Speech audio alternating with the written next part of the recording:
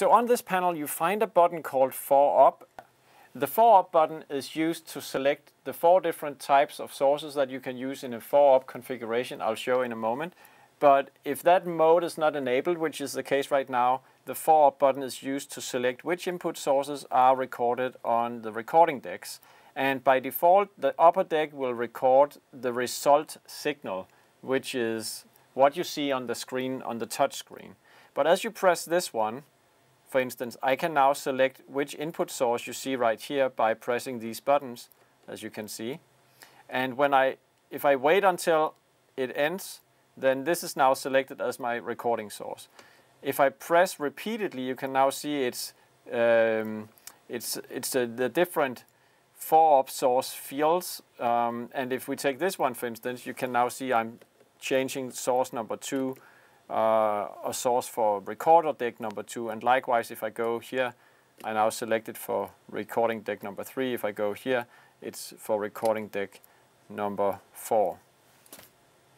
What I just showed you about the 4up features allows you to make a recording in the walk-in studio where you have the complete composition recorded, let's say on the and put on the internet by the usual means, but you can still put in hard drives in these recording decks and have each individual camera recorded, so you could walk into a post-production suite and then re-edit your video. So that's the reason why these recording decks can be configured using the 4up feature to assign various input sources to the decks if you want that kind of advanced treatment after your recording here.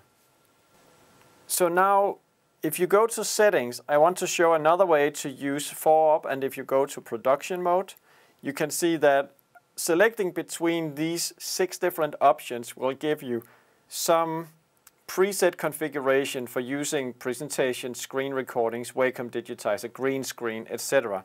But this one is special because if you press this one, you'll see you get a 1, 2, 3, 4 source configuration, and this is what you record.